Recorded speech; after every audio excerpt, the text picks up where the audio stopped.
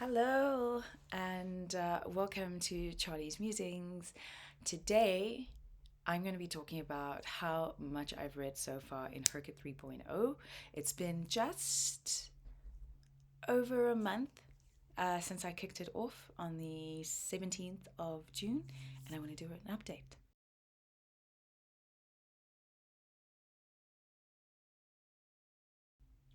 So, if you don't know what HRCYED is, it's the hardest reading challenge you'll ever do, which was created by Stephanie or QWERTY, which you can follow, their channel wherever they are. I think they're on Instagram, TikTok, and YouTube. Um, it's a channel that I was exposed to because of Sarah from Freshly Reads books when she was doing the challenge, and um, yeah, I partook in 2.0. Last year I failed it. I voluntarily quit, but I also did start it in November. It usually runs from the 7th of July to the 6th of July around Stephanie's birthday, which I believe might be the 7th or the 6th, sorry, the 6th of July. And it is truly one of the hardest reading challenges you'll ever do, because ultimately what it is one challenge full of 25 mini challenges within it that make up this bingo board. I think it'd be this way, this bingo board of 25 challenges. What is different this year is that Stephanie has allowed us to customize it in some extent, which is why I've started it earlier. I didn't start it on the 7th of July, but on the 17th of June.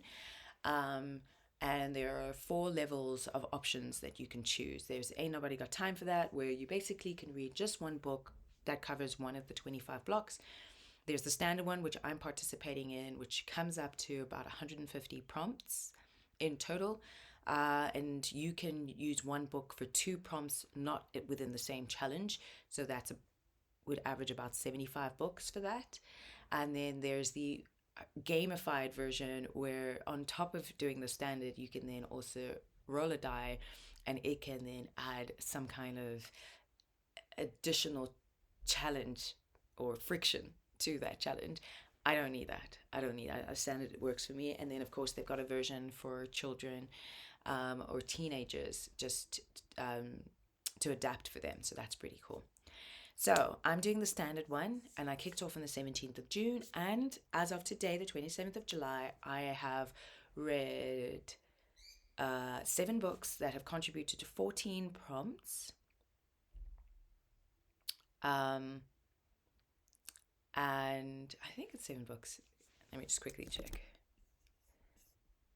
Oh no, I just finished one book this morning. So it's 8 books that have contributed to 16 prompts, because I've doubled up every single one of them. And that takes me to 11% of the way through the challenge. And I have, out of the 25 blocks, I have unlocked 11, which is about 44% of the way through in terms of unlocking blocks. So that is really, really cool. So let's, without further ado, go through all of them. So I'm kicking off with the first book that I finished towards this, and that is Razorblade Tears by S.A. Cosby. This is a book that I've been wanting to read for a very long time, and it unlocked the challenge Not So Secret Prompts, because on there was a prompt that said, ultimately read a book that's been on your TBR for too long, or, Ain't Nobody Got Time for That, I think it's what it's called. Uh, I might be making up things. I might be making up stuff. So let me just check. Charlie. Oh, there we go. Secret prompts are back. Sorry, never mind. I'll get around to it. So this is a book that I've been wanting to get around to it for a very long time. S.A. Cosby. First time I heard about him, it was because of Razorblade Tears, with lots of people reviewing his book. I think this was published in 2022, and this was published in 2021, but in 2022, I believe. Anyways, that time period, a lot of stuff blurs in. So either 2021 or in 2022, a lot of people were going on about this book. I went onto Everand, and what was available for me was Blacktop Wasteland, which was written prior to this one. And then I got this on Kindle, didn't read it, and then I read All Sinners Bleed, which was his 4th book. This is his 3rd. And I read that one first. And so it's about time that I got around to this one. So it unlocked that prompt for me. This is a book that is set, I guess, in middle America, and it follows two men who are 15 years out of the, I guess, the prison system. They've created lives for themselves to different levels of success or capitalistic success, but they're completely never cross each other's paths until their sons, who are married to each other, are murdered. And that brings them together on this alcohol fueled journey of vengeance across this county. It is full of a lot of violence, and in the beginning, there were some violent events that were very jarring for me and felt a little bit too gratuitous for me. Like, I was going to rate the book a 3, but by the time we got to the end of the book, it was a 5-star read for me. And I think the reason why I like S.A. Cosby's writing, because I can get why some people don't like this, like, shoot and punch and, action type books. I actually like watching movies like that, and so reading it, I realize I also do enjoy. But the other thing that I like about A.C. Cosby's writing is that even though he has a lot of action in it, he has also a lot of reflection around how complicated these characters are. That they are not like straight bad, and they're not straight good either. And their hero's journey is also not very straightforward to, oh, they're a wonderful hero. They'll have constant um, peaks and lulls in that journey. And even by the time you get to the book, you're hoping that they will be good, but you know that they are flawed human beings. And I love that about his writing style. And yeah, this was a 5-star read for me. So the other prompt that this ended up opening up for me was the HRCYED mashup. So in this challenge, you take a challenge from the first HRCYED, HRCYED 1.0, and mash it up with a challenge from the second HRCYED, HRCYED 2.0. And I took recommendations from small booktubers, and for me, that's anyone with 10,000 or less subscribers on YouTube. And I mashed it up with BIPOC books. So ultimately, I'm looking for BIPOC recommendations from small booktubers, and this was one of them. So that unlocked the second block for me. Then the next book that I finished was Infinite Country by Patricia Engel. This is a book, ironically, that could have fit in, I'll get around to that eventually, that I've owned for way too long and actually had no intention of picking this up anytime soon, except I needed a book for Read Latinate, and I'm so glad I finally picked this one up. This is a book that is a story about migration and the ways in which it can manifest in different family members from the same family. So it's told from the point of view of 5 people who are all part of the same family, and we follow their journeys in Colombia and in the United States of America across different timelines and across different parts of both of these countries. And it left me really questioning a lot of the terminology that we use, like illegal or undocumented. It also humanized the experience of people who migrate and showcased the different ways that family members can all be in different level of, different, what's the word I'm looking for? Different stages of being legal or illegal, documented or undocumented, and how that can change across different countries for a myriad of reasons. And I think ultimately humanizes the experience of migration, because too often when you call someone an immigrant or a foreigner, illegal, undocumented, that labeling enables you to not see the human being that you were speaking to. Absolutely loved it. Also a 5-star read. So this was an unplanned one. So I did a whole video. You can check it out on my page, where I was planning out all the books that I wanted to read for 3.0. And the reason for this was I failed 2.0. I did start 2.0 late, but it gave me such anxiety in the last month that I just couldn't continue, and I wasn't enjoying reading. And the whole point of all of this is to enjoy reading. So in order to partake in 3.0, because I was like, I'm competitive like that, so I just want to see if I can finish it one time. I decided to plan it out, and so I've got a bunch of books that I planned out in this video. So this was not one of the books that I'd planned out, and so I very thankfully, you can see on the cover there's 3 animals on here. So it could go to reptile, it could go to avian, or it could go to um, felines. I chose to go with reptile because I already have other books that I'm planning on reading that cover these two in terms of covers. So it unlocked a new block, and that was the animal family category for reptiles. And then because this is like an unplanned book, it then also just unlocked another one, and that's titular counting. This is where you count the number of words in the title. And as you can see, it's infinite country, that's 2. It went to number 2. Then the next book that I finished was Do You Dream of Terror 2 by Temio. This is a speculative fiction sci-fi book that takes place in I guess, an adjacent timeline Earth, where Earth or the different countries are again going on a space race, but this time it is to discover and terraform a second Earth.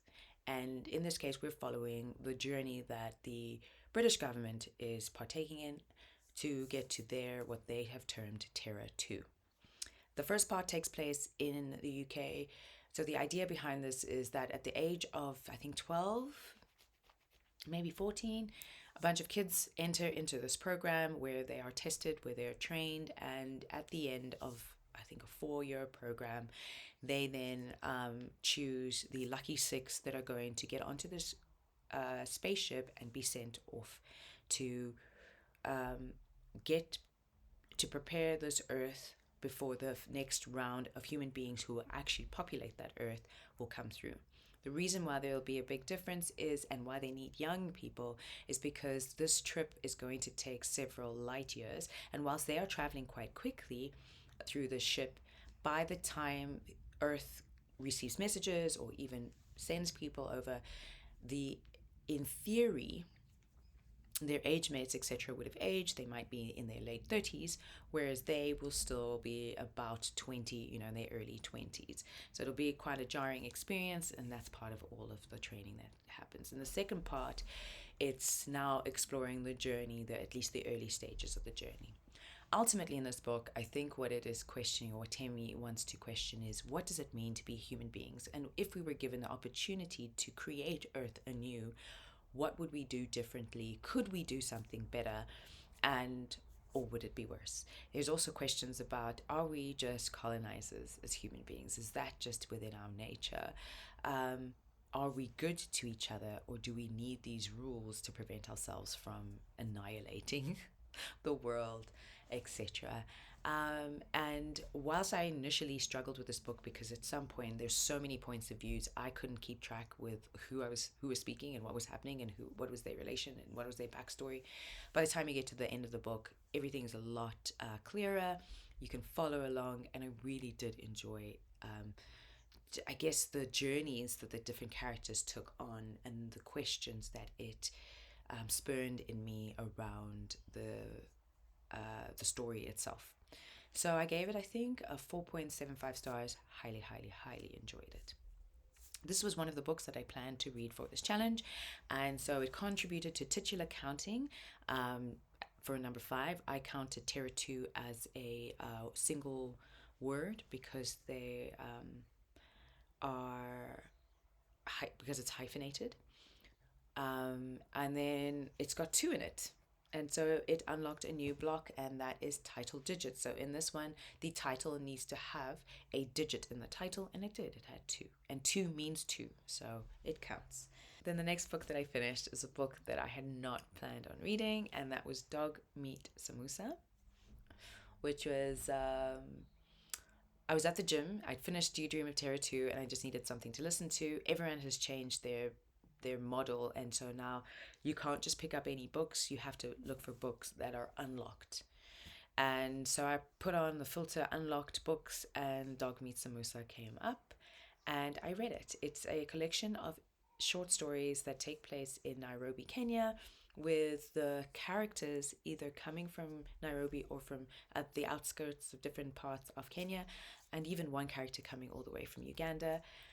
I really enjoyed the writing style and the stories. I hated the narrator, and mainly because he used this generic African accent and would mispronounce words like Nze. I don't even want to try to say how he was mispronouncing it. And so I almost DNF'd it, but I'm glad I pushed through because honestly, I was enjoying the stories. They were really good. A lot of them take place in the shanty towns of Nairobi.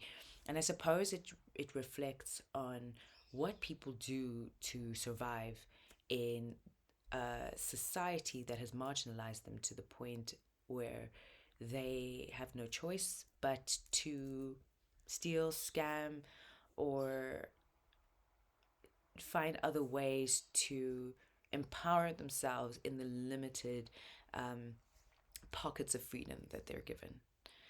Really enjoyed it. Would love to get a physical version of this book and reread it. I guess with my own voice.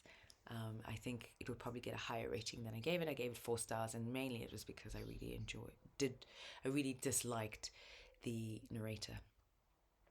Right, so this one, unplanned, completely and utterly, but thankfully the cover, as you can see, has a bunch of things on the cover that can help me contribute to blocks that have been unblocked as well as unlock a new one. So, yes, I potentially thought of putting dog meat, because it's a dog meat samosa, as the food pyramid, but actually there's fish on the cover, and so I unlocked food pyramid and protein using the fish on the cover.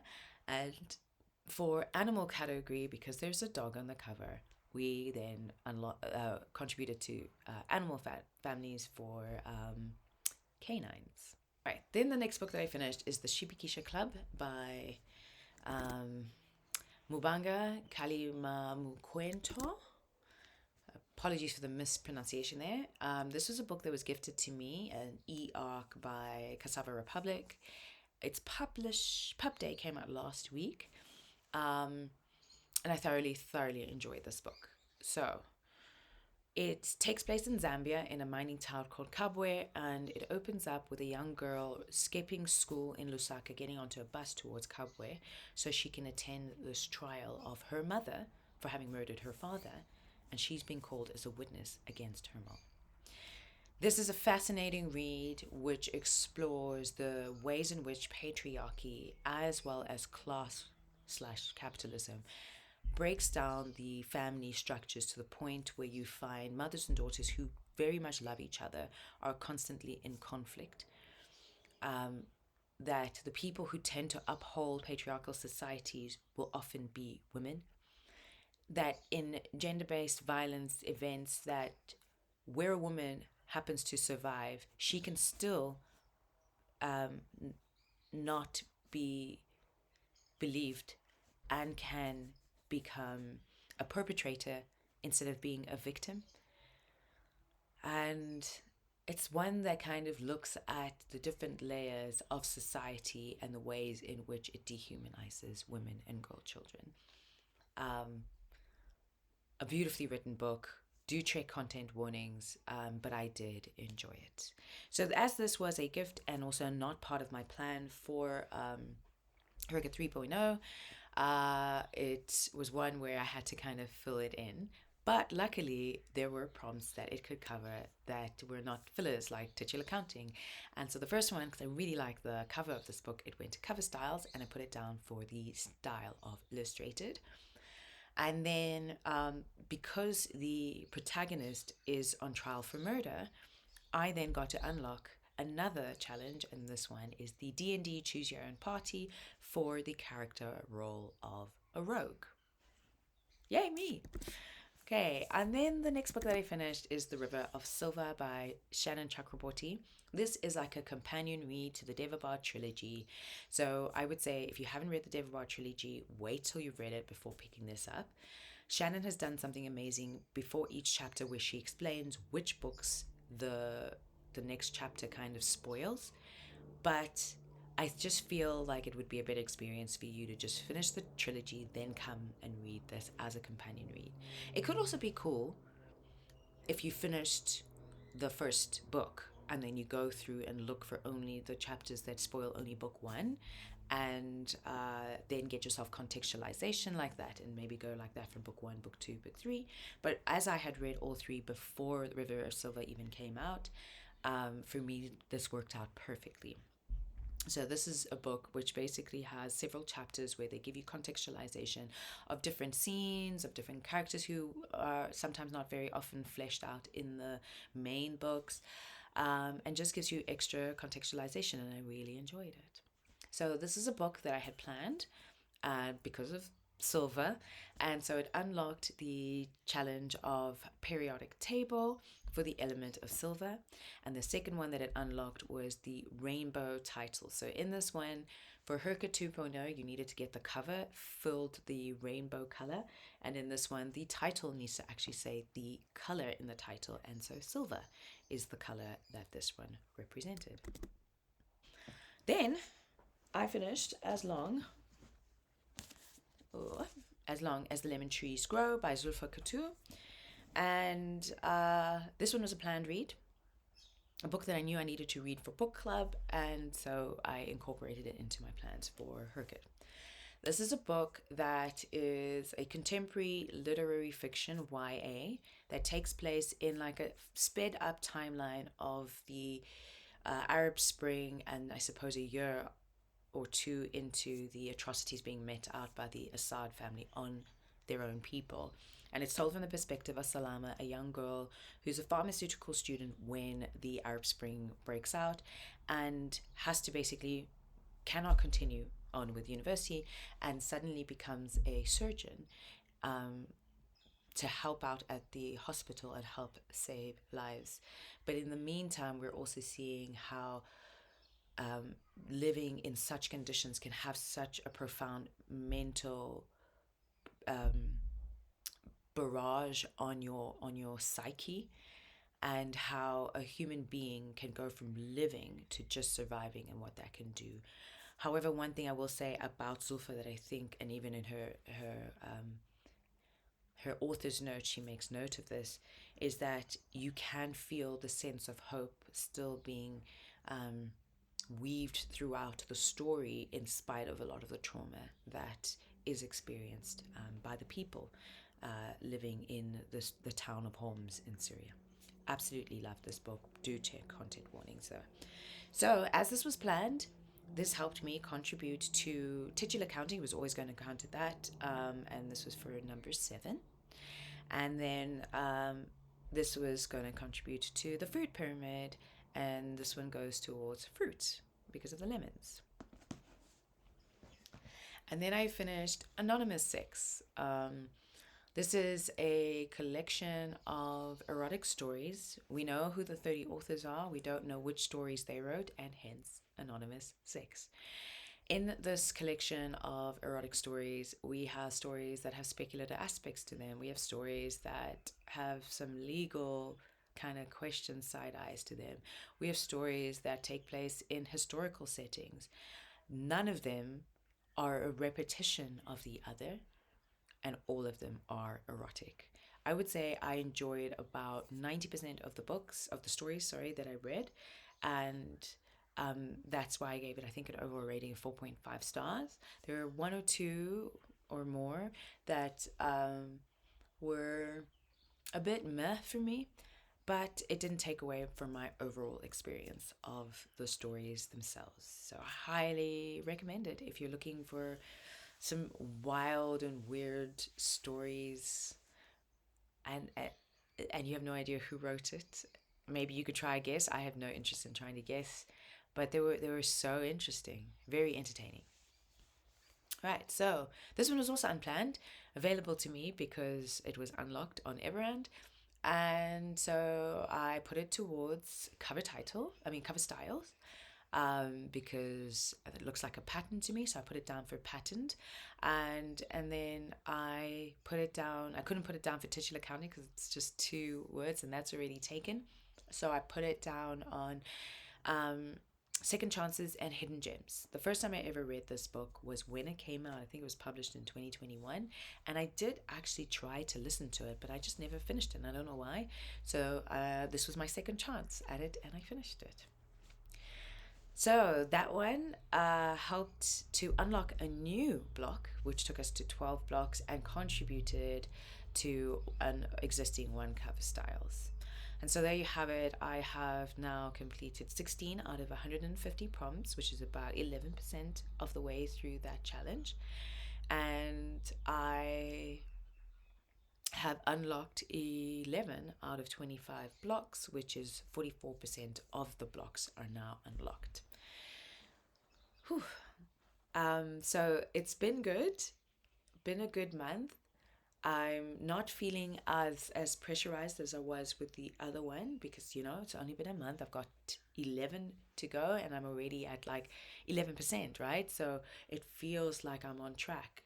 I do know that I have reading slumps in December and also around April and June every year. So I am cognizant that that will play a role. And so I'm going to continue pushing in the hopes that by November I'm at like 60% and that takes off a lot of pressure. I'm also going to try, I saw that Sarah did something really cool in her plan video where she has like gone and ranked the challenges by how challenging they are, and then she's prioritizing the challenging ones. So for example, I'm filling out the titular accounting, which is probably like the least challenging one of all the challenges, and I should probably go and see what would be the most challenging of them for me. And then I can prioritize them when I still have the energy to read and complete them. But I am also a mood reader. As you can see in this month, or just over a month, I have read books that I had planned for sure, but I think a majority of them were books that just were unplanned, right? So I am aware that I will balance between the two, but perhaps what I need to do is in the planned is to prioritize the more challenging ones so that when I take these unplanned ones, they can fill in any of the other challenges that weren't challenging for me.